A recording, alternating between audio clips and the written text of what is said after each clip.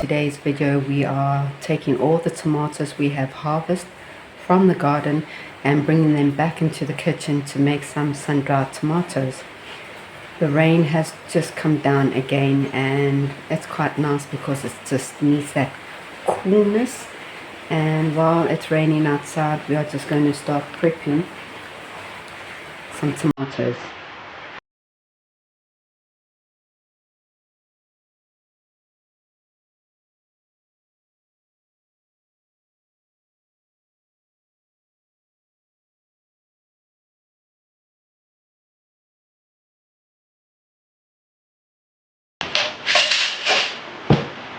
So I use pink Himalayan salt and some dried Vietnamese coriander that comes from the garden.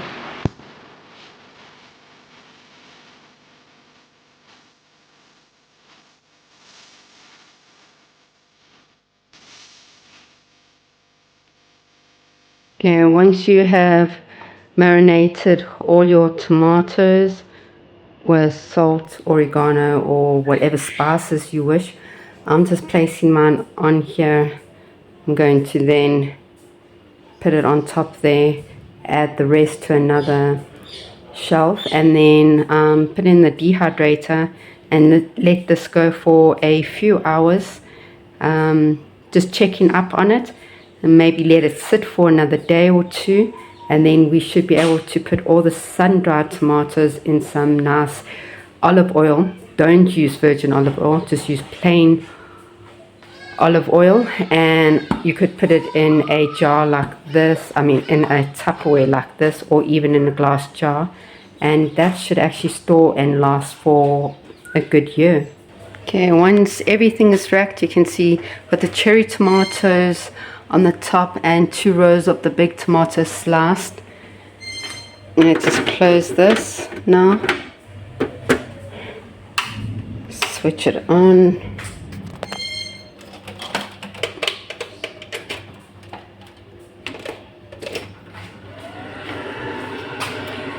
And we'll just check the time.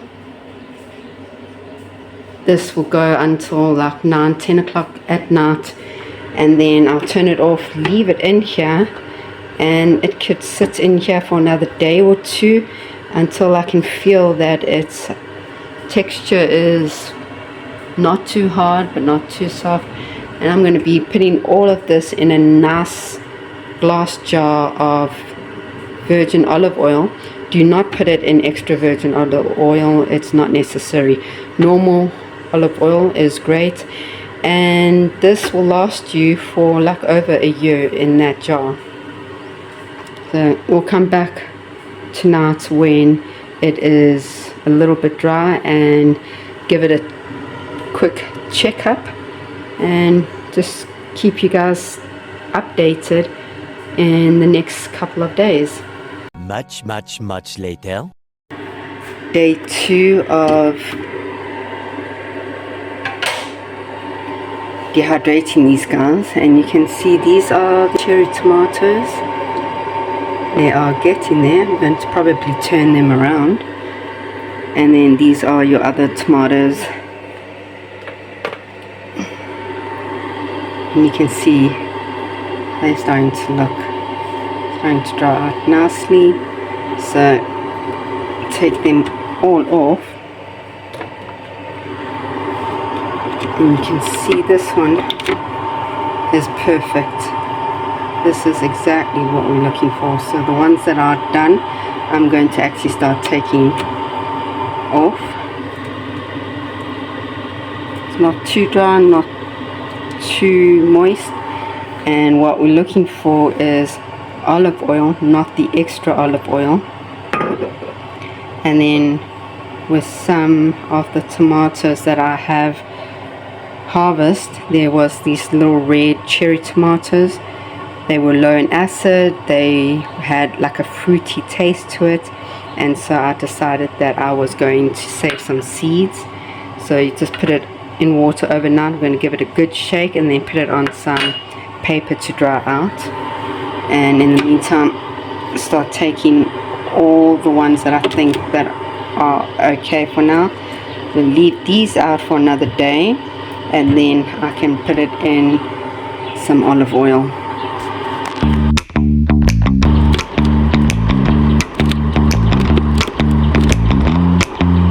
So these are the ones I've taken out. Some of them look really good, and you can just see how amazing this one looks. It's going to be very nice. All of this will go into a jar with some olive oil, but I like to let this sit out for a day, not in the hydrator but out with a cloth over it, and tomorrow we will start jarring this. Much later. So I have just taken out the last of the sun-dried tomatoes. I've now got the goji berries and the apricots drying out, but this has been out for about 2 days under this paper towel, and I've just taken the last batch off this afternoon, and look how amazing these guys look. Absolutely gorgeous. So what we're going to do is that we're going to put all of this in the jar, and we're going to fill it up with the olive oil. We're going to seal it up, and you can have this in this jar full of olive oil for over a year.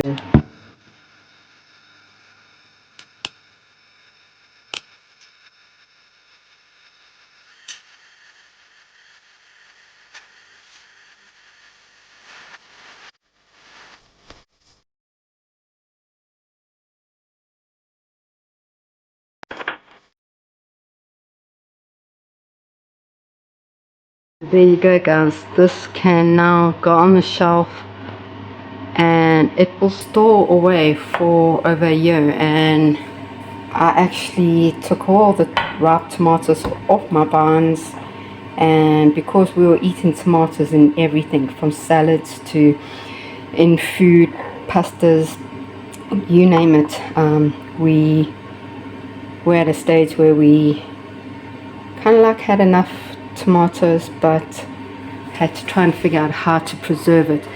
So this is how I wanted to preserve it from the word go. I also wanted to do some sauce tomatoes, but I didn't have great success with the tomatoes germinating, so I couldn't go that route. But there's still a little bit of tomatoes on the vine, and the last of the tomatoes, what we'll do, we're going to dry them out, but we're going to dry them out completely so that we can grind them into a fine powder. And what I did last time, you'll see I've got chili and peppers. So I've got a little bit of dried pepper chilies in here, a mild one, and I then took some of my green peppers and red peppers, and dried them out and added it to this. So another way you can do it, which I've tried before, is red peppers with dried powder tomato, and it actually is so nice in sauces and that. So give that a bash, and that is what we'll be doing next with the leftover tomatoes that is on the vine.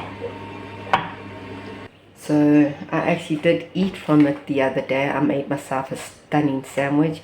I had a veggie patty with some cucumber, and I just threw some of this sun-dried tomatoes on it, and it actually came out absolutely amazing because the whole taste of sun-dried tomatoes actually changed, and I absolutely enjoy it.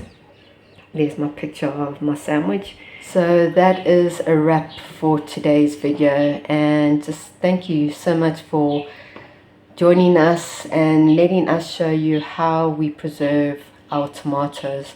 I know there is one more batch of tomatoes on our vines. It will probably be the last one for the season, and then the vine is all going to die. and we're going to actually dry that out and make tomato powder. I did this last year and it was incredibly awesome. So give that one a bash as well, and leave a comment below and tell me exactly what you do with your leftover tomatoes, how you preserve your tomatoes, and what maybe I can try next time. So don't forget to like this video, subscribe so you don't miss out on any of the other videos, and we will definitely see you in the next video. Until then, ciao.